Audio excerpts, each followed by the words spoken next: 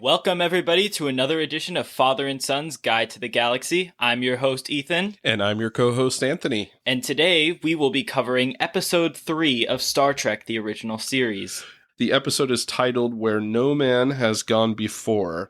Now, as we mentioned last time, this is actually the second pilot that was shot for Star Trek. The original pilot, called The Cage, was never aired because the executives at NBC didn't like it. They wanted to tweak some things. And so this was actually the second pilot that was shot, but it didn't air until episode 3 of the series. And this episode is a little different in terms of characters. We're missing Lieutenant Uhura, we're missing Dr. McCoy, but we are introduced to Mr. Scott, and Sulu is also in this episode, along with, of course, Spock and Captain Kirk. Right, all right. So, beginning of the episode is when Captain Kirk is doing his captain's log, as almost every Star Trek episode starts out. He starts out by saying, quote, "The impossible has happened." He's saying this because the Enterprise is getting an away mission to leave the galaxy, probably just to explore, right? Yeah, it's an exploratory mission. They're about to leave the galaxy, but then they pick up this distress signal. That's what he's referring to, I think, when he says the impossible has happened. Right.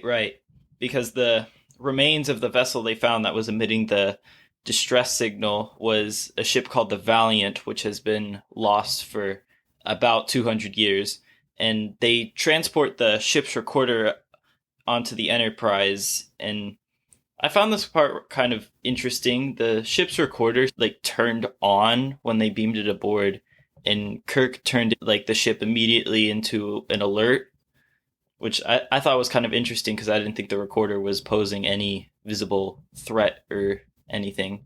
Right, yeah, they're just being cautious, I guess, since it turned on, but it's clearly damaged, as Spock notes, I think. Yeah, because it was covered in a bunch of scratches and marks and all sorts of damage you would expect from space. So once they get their hands on the recorder, they bring it up to Mr. Spock, who, using his computer at his station, is getting the data from the recorder, but it's been fairly damaged. I found it kind of weird because they were using tapes on their ship recorder. Was that a thing back then with using tape systems on the Navy back in the day? You know what I'm saying? I don't know about that, but I think this was just how they conceived of future technology in the show, based on the technology that they had at the time. Yeah, I was just thinking Star Trek takes so much aspects from the Navy, so I was assuming maybe it's something that the Navy also did. Could be. Yeah, so they're reading the data from it, and it turns out that they are approaching a magnetic space storm that had taken the Valiant off course, and it sounded like they had encountered some unknown force. Spock learns that the crew has been searching for information about extrasensory perception, or ESP, in the ship's database, and then the captain of the Valiant ended up giving a self-destruct order to eliminate his own ship. Yeah. And then Kirk wanted the department heads to appear on the bridge before the ship leaves the galaxy. So the next scene is we see Sulu and Mr. Scott, and then a psychiatrist named Dr. Elizabeth Denner, who has just joined the ship, as well as the ship's doctor, at least for this episode, the ship's doctor, Dr. Piper. And then Gary Mitchell, who is the ship's helmsman and is a good friend of Captain Kirk's, tries to kind of joke with Dr. Denner about her role as a psychiatrist, because she had said that she's there to study how the crew responds to stressful situations psychologically.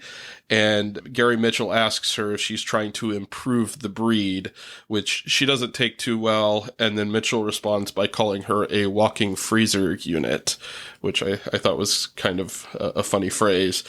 So they can't determine exactly what has happened with the Valiant. And so Kirk decides that they should continue the probe because other ships may head to that part of space someday and encounter the same thing that the Valiant encountered. And so they'll need to know what they are facing. Yeah, so they continued the course that the Valiant had taken, and then they come across some field of energy, a force field maybe. And I thought this was interesting. They couldn't exactly tell what it was, but they didn't change course. The Enterprise was heading head first into it, and then everything got all crazy. The ship started shaking, things got set on fire, and then there was a surge of lightning that went throughout the bridge, and it hit both Dr. Denner and Gary Mitchell. And then after they navigate their way out of the storm, Denner seems to be okay, but Mitchell is in shock. And this was a really interesting scene. He was telling Kirk that he felt kind of weak, and then he makes eye contact with Kirk, and his eyes are kind of just covered in like a film, almost, how I would describe it. And when I first saw the scene, I thought he was totally blind, but it turns out he wasn't. Yeah, I thought that too, that he was blind. The eyes kind of have a silvery look to them. Yeah. And so, in analysis of the ship afterward, they figured out that 9 crewmates are dead, and the ship had lost warp energy, and their engines were pretty much gone and limited to impulse. And then Kirk, he wants to know what happened to the Valiant, as the ship apparently survived the force fields like the Enterprise did. And it turns out that Denner and Mitchell were affected by the shock because they have higher ESP. Then it turns out that Mitchell is the one with the highest Esper rating out of all of them. Yeah, and ESP is kind of a common science fiction trope, so it's not surprising that this becomes a central plot point in the episode. And as we mentioned before, Mitchell and Dr. Denner got shocked, they had been looking at the data from the Valiant's ship recorder and noticed that the crew of the Valiant had been searching for information about ESP, or extrasensory perception. And so next we see Mitchell in sickbay, and Kirk goes to check on him. And they're buddies, they're friends. Kirk was apparently his instructor at Starfleet Academy, so they've known each other for a long time. And Mitchell has been reading, and he's been reading Spinoza, which surprises Kirk. And Spinoza was an Enlightenment philosopher who challenged some of the conventional ideas of the time about God and God's nature. And so we get a little bit of foreshadowing here, which we'll realize later on. And then Mitchell wants to go back on duty. He says he feels fine. Kirk says he's just going to ask Dr. Denner, the psychiatrist, to keep him under observation for a while. And Mitchell jokes with Kirk that there are almost 100 women aboard the Enterprise. Surely he could do better than assigning Dr. Denner to observe him. And then as Kirk is leaving, Mitchell tells Kirk kind of ominously that he better be good to him. And when he says it, his voice is kind of echoey. And it kind of takes Kirk aback, and there's kind of this awkward pause for a moment, and then Kirk ends up leaving sickbay and going back to the bridge. Yeah, and then the next part, which I found kind of interesting and envied it in a way, is Mitchell starts reading incredibly fast. Kirk and Spock are observing him from the bridge, but I mean, like, if I could read at that speed, school would be a lot easier. Right, he was reading like 1 page a second or something like that. Probably milliseconds too, because he was getting progressively faster as he read them. Right. And then next, Dr. Denner and Dr. Piper visit Mitchell in sickbay, and when Dr. Piper checks his vitals, he's astonished to find that like every check, everything they could do to monitor his health is perfect, and he's surprised, and he comments that even the healthiest of people are off in some kind of reading.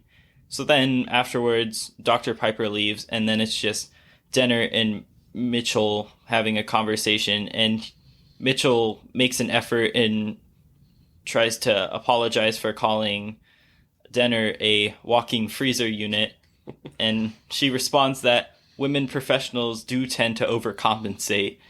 I thought that was pretty funny, and we talked in the previous episode, I think, about sexual harassment in the workplace and some of the things that women had to deal with back then, especially, although they still have to deal with it today, of course.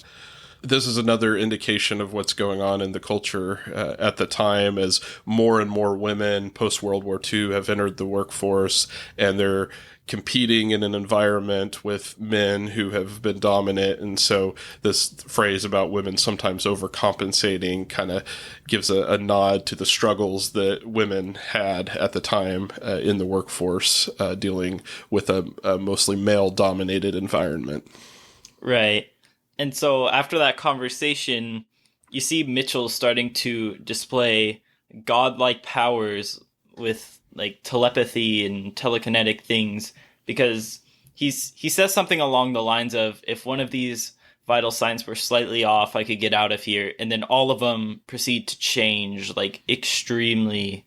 And I mean, it looked like he would probably be dead if those readings were the way they were.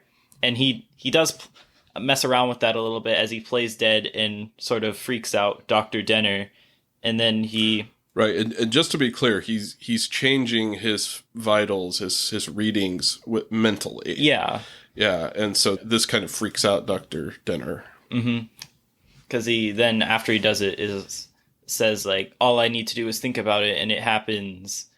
And then they start talking about how much he's reading, and he mentions he's read half of the ship's library in a day, and he's memorized almost everything word for word. Dr. Denner tests this by picking a random page of a book he's read, and he recites the first few lines of the page. Yeah, so any thoughts about that? Yeah, just an indication that he's gaining powers rapidly and becoming more and more godlike in his ability to consume information and his ability to control things with his mind.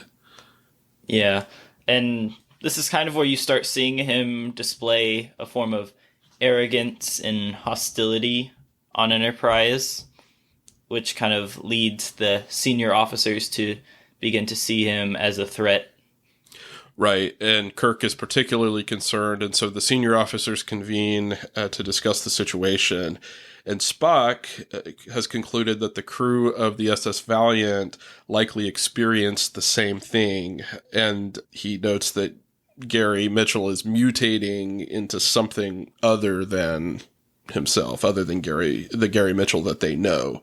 Dr. Denner is somewhat defensive of Mitchell, saying he hasn't caused any harm and that a mutated superior man could be a wonderful thing. And she says a forerunner of a new and better kind of human. What did you think of that line from Dr. Denner about a mutated individual could be a wonderful thing and a forerunner of a new and better kind of human? When I heard that line, I immediately thought of Khan, and I was like, yeah, they tried that. Didn't work out so well. And then thinking back on it, I was like, they probably haven't created Khan yet, so... Right, the eugenics war and all that hadn't been created in the mythology yet, and so it's not part of the story. But I thought the same thing about Khan, and I thought that was interesting that they touched on mutation, genetic mutation, whatever you want to call it, this early on in the series. Right. And so they have this meeting. Sulu notes that his powers are growing exponentially, and then most of the senior crew leaves, and it's just Spock and Kirk. And Spock suggests that they should go to a nearby planet called Delta Vega. And this is an uninhabited planet, but it has an automatic lithium cracking facility. And it's deep, rich in minerals. And so they can go and get what they need to repair the ship. And then Spock suggests that they also maroon Mitchell there on the planet.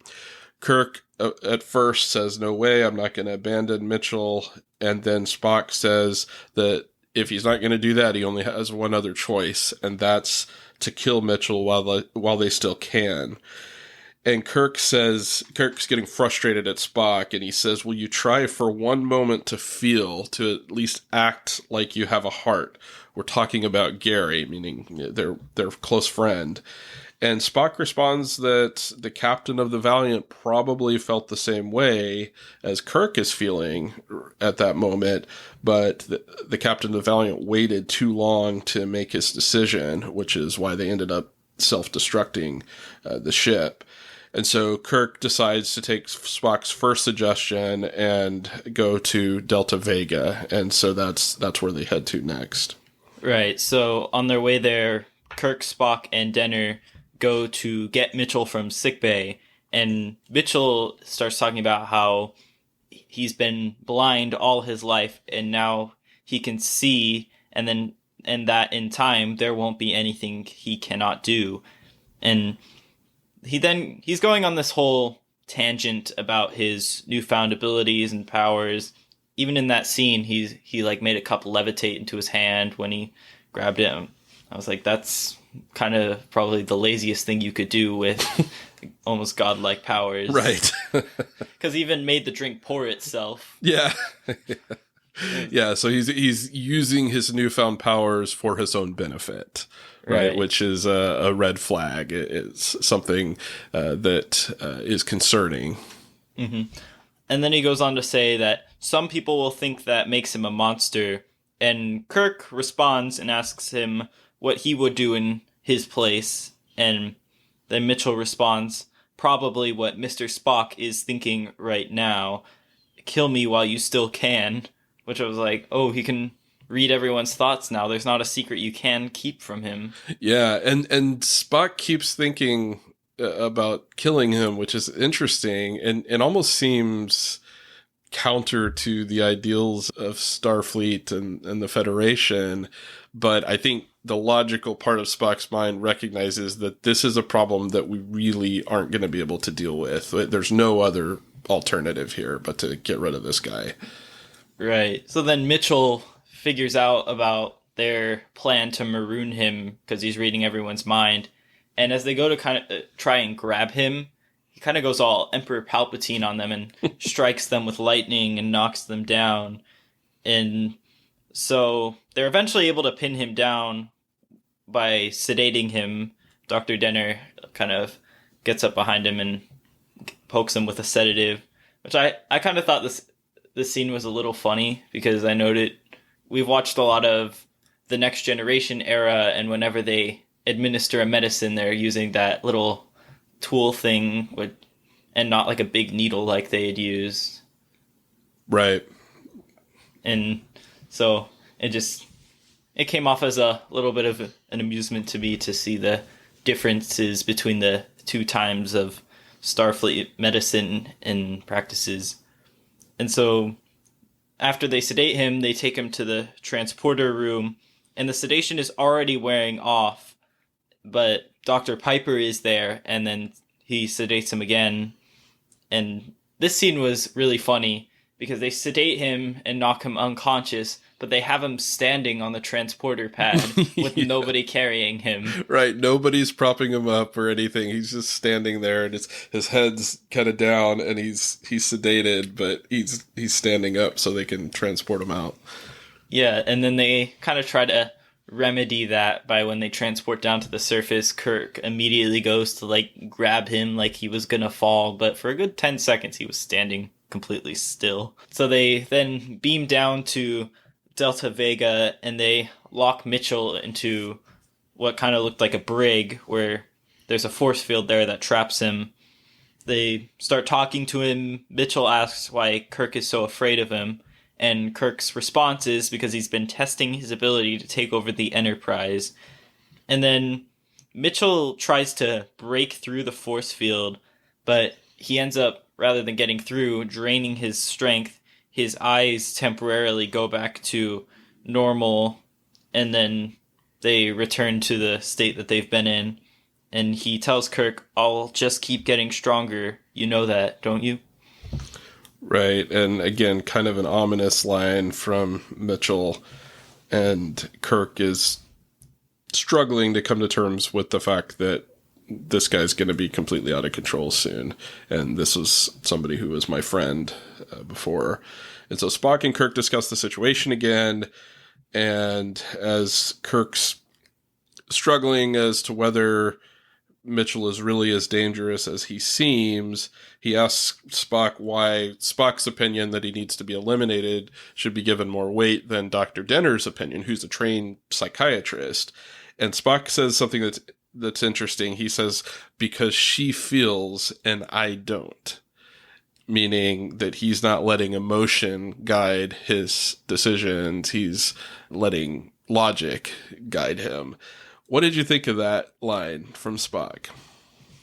I found that kind of interesting because, Spock doesn't typically do stuff like that where he's just saying his opinion's better because he's not feeling. I mean, he always demonstrates his opinion and explains how it's founded on logic, but that seemed a little like, just greater in scale in comparison to other times.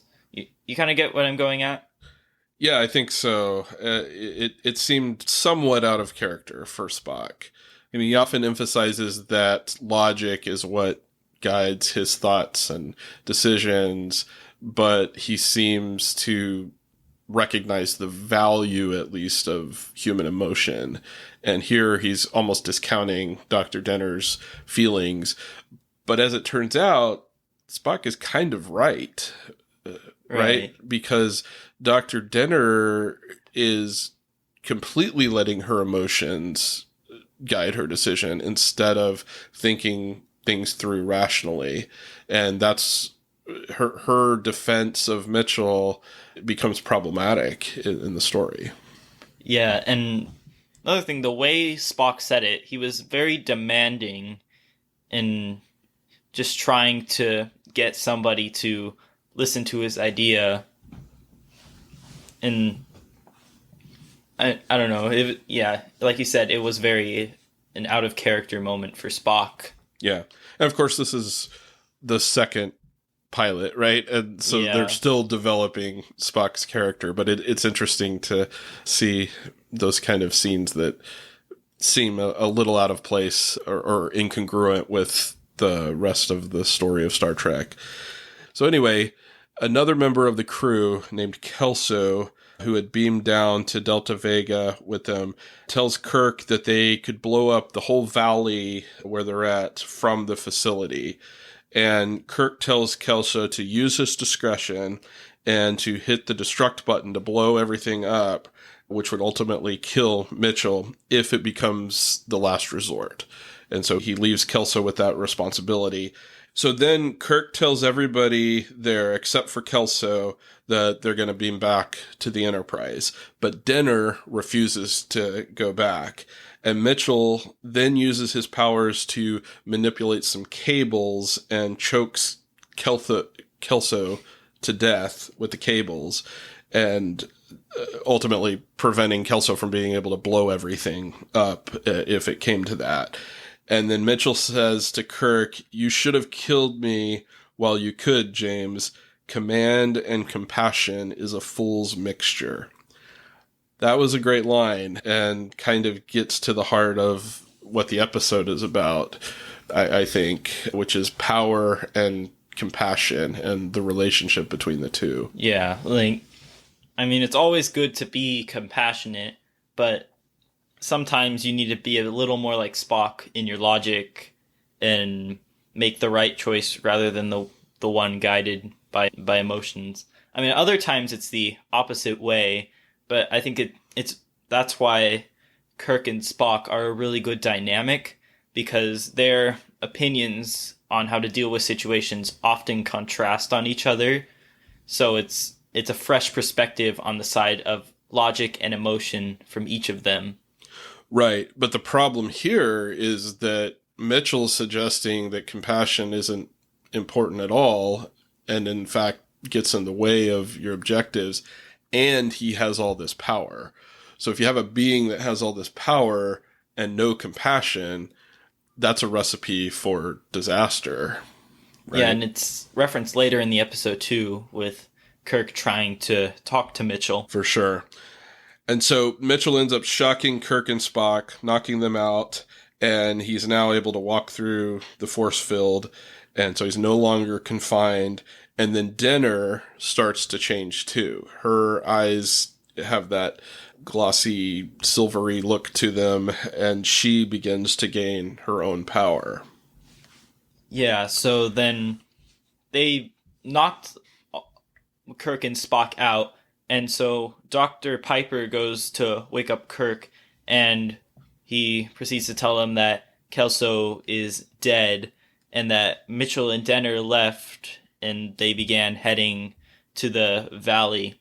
Kirk tells Dr. Piper that when Spock recovers, they will both transport up to the Enterprise, and that if they had not received a signal from him in 12 hours, they will proceed at maximum warp to the nearest Earth base with a recommendation that the entire planet be subjected to a lethal concentration of neutron radiation. And when Piper starts to protest, Kirk puts the command card on him and tells him that this is an order. Yeah, and so next we see Mitchell and Denner walking through this barren valley on Delta Vega, and Denner makes a comment about how they might not be able to survive on this planet, and Mitchell uses his powers to create this nice little garden, and he does it by waving his hand and saying, "Behold," which is this kind of biblical language suggesting that he is becoming like God, right? Right. And Kirk, in the meantime, had gone to find them, and he's close to locating them. And Mitchell and Denner are aware of this because they can see him in their minds. And Mitchell tells Denner to go to Kirk and talk to him so that she can see just how unimportant humans are. And then she goes to Kirk, and Kirk tries to persuade her to help him, trying to remind her that she's still human, right? She hasn't totally transformed into this godlike creature.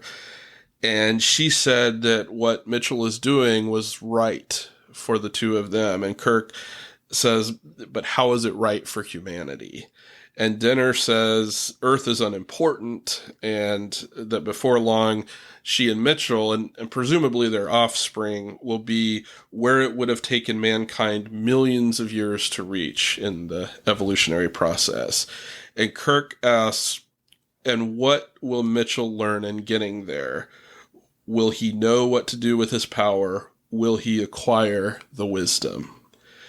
And Denner tells Kirk to go back while he still can. Kirk asks her, did you hear him joke about compassion? Above all else, a god needs compassion. And I think this is where we're getting to the main theme of the show, which is the danger of too much power in any one person. And a little bit later in the scene, Kirk will say something to the effect of how absolute power corrupts absolutely, right? And Right. so the power that Mitchell is gaining is becoming a corrupting influence on him, and he doesn't see the value in compassion. And so when you have that mixture of power and lack of compassion, things can go really wrong. Right. And so after this discussion, Mitchell shows up and a conflict between him and Kirk begins. Mitchell is kind of just using his power now, just whenever he feels like it. He digs a grave for Kirk and puts up a tombstone. Well, he doesn't actually dig a grave, right? Well, he yeah, uses his powers to create he makes a grave. one appear, Yeah. and makes a gravestone there too, which I thought was kind of funny. I believe he said something on the lines of at least give him a good burial, if I'm not mistaken. Yeah, I think he says something like that. Yeah, so then there's a bit of a argument between the two, and what eventually then turns into a physical situation with them trying to fight each other. And so while this is happening, Denner begins to come to her senses a bit and tells Mitchell to stop, but then Mitchell says, morals are for men, not gods. And then he proceeds to force Kirk into a prayer posture and tells Kirk to pray for him and worship him in a way, which I thought was kind of funny. Yeah, to pray to him. Yeah. And worship him. Yeah, so then Denner tries to stop Mitchell by using her lightning power, going all Emperor Palpatine on him like Mitchell did earlier. And then Mitchell fires back against her. And then that's where Kirk and Mitchell begin to have a classic Star Trek fist fight. And then Mitchell starts to regain his powers because his powers were drained when Denner struck him with lightning and when they went back and forth, draining each other's powers. And So while he's regaining his powers, Kirk is about to be killed, but then Mitchell and Kirk both fall into the grave, and then Kirk jumps out, grabs the phaser rifle. Actually, that phaser rifle, remember earlier, Kirk got a call from Enterprise saying, "Did you get the phaser rifle you asked for down here?" And Kirk, being very confused, was like, "I didn't order a phaser rifle." Then he sees Spock walk in with the phaser rifle. Oh, yeah, that's right. So Spock had ordered the phaser rifle, realizing that it probably was going to be needed. And inevitably he was right, because then Kirk goes and shoots Mitchell. Or he doesn't shoot Mitchell, he shoots rocks that then fall on top of Mitchell and bury him in the grave that he made for Kirk. A little bit of irony right there. Yeah, presumably killing Mitchell. I guess it doesn't ever say so explicitly in the episode, but it strongly implies that Mitchell is dead at that point. I would think he was dead because not all his power had come back yet. Right. He was still regenerating, so he wasn't back to his full powerful self. He was still in a mortal state. Because earlier, a phaser blast had gone right through him. Yeah, that's right. Kind of reminds me of the holograms in, like, from Star Trek Voyager. If the Doctor got shot by a phaser, it just goes right through him. Right. Yeah, it's a good analogy. Yeah, and so after Mitchell is presumed dead in the grave, Kirk goes and sees Denner, who is dying because of what Mitchell did to her, because Denner wasn't at her full strength. She was kind of just reaching that point, so getting struck by the same amount of lightning that she gave to Mitchell probably drained her a lot more than what Mitchell experienced. And so before Denner dies, she apologizes to Kirk, and then inevitably she dies, and then Kirk calls for transport back to the Enterprise. Yeah. So after Kirk's back on the Enterprise, he's giving his log again, and he gives commendations in the log for both Dr. Denner and Gary Mitchell, noting that they gave their lives in the performance of their duties. And he tells Spock that he wants their service record to end that way. And he points out that Gary Mitchell didn't ask for what had happened to him. This is something that happened to him and changed him into somebody different. And Spock says, and this is an important line, Spock says, "I felt for him too." And Kirk kind of jokes, he smiles and says, "I believe there's some hope for you after all, Mr. Spock." And then that's how the episode ends. And so we get back to this idea of compassion and feeling and how it is important. And when we're making decisions, and particularly when we have power, we need to let compassion guide us in our decisions as well as logic. Yeah, and I found this a little interesting. Earlier in the episode, Spock had said that a relative in his family was human, but like it was his mom that was human, but he just didn't specify it. They probably hadn't, created the character yet, but I just found that an interesting line. Yeah, that's a good point. I think that's when they were playing three-dimensional chess, right? Yeah. In the episode. And yeah, Spock mentions, I think he refers to her as an ancestor, but eventually in the story, that would become his earthly mother married to his Vulcan father. And so that half human, half Vulcan part of Spock is a big part of Spock's character development throughout the series and into the movies. So any other themes that stuck out to you in this episode, or ideas that were explored that jumped out at you? I can't think of any other really big themes other than corruption and compassion, because those were the two big themes the episode explored, with Mitchell being corrupted by the power he had been given, and just the act of compassion that Kirk had for him throughout most of the episode. That he didn't kill him. He was a bit cautious about marooning him because he cared for his friend. Yeah.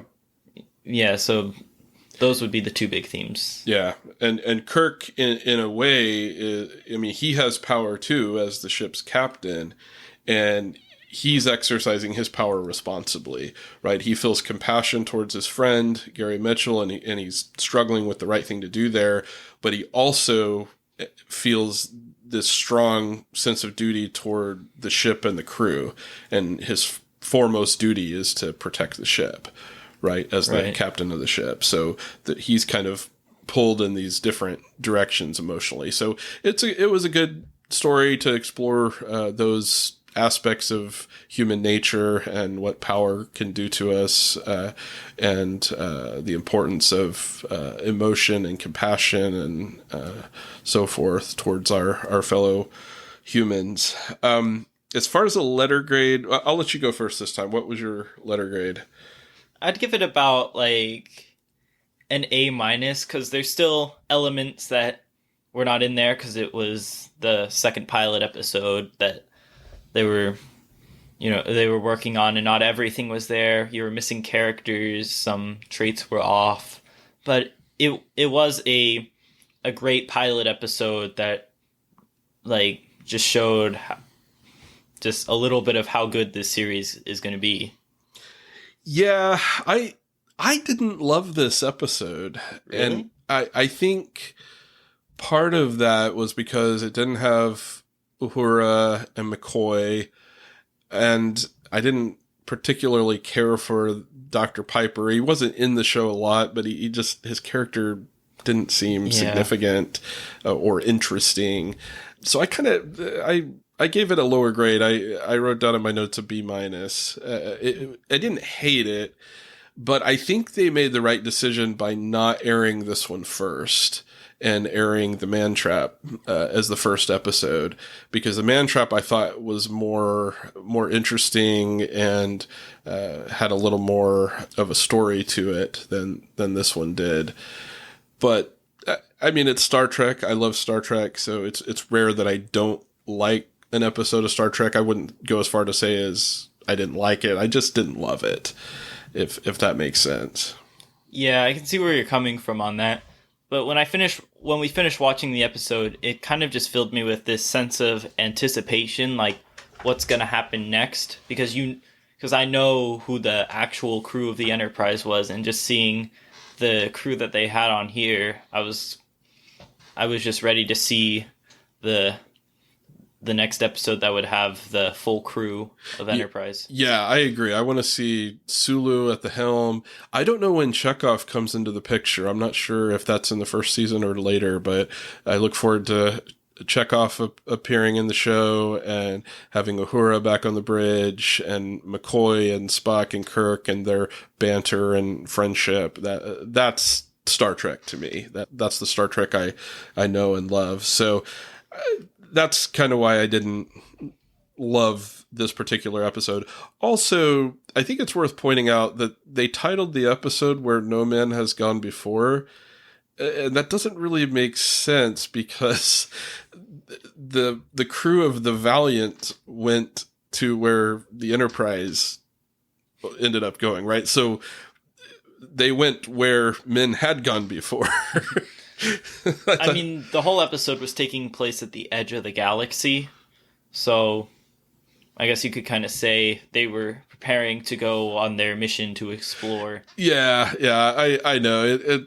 I'd probably being a little too picky, but it just seemed kind of like a silly title, given that they were going to the same place that this SS Valiant had been and had been destroyed. So anyway, those were my impressions of the episode. So next time on the show, we're going to do something a little bit different and have a topical episode, and we'll do that and then return probably the following week to reviewing the Star Trek, the original series, next episode 4. So I look forward to having a different kind of discussion in the next episode. In the meantime, we would appreciate if you would rate and review the podcast. If you have enjoyed it, we'd love to get a 5-star rating or a positive review. That will help us in getting the word out about the podcast. Thank you, everybody, for listening. We will see you next episode. Until then, have a fantastic week.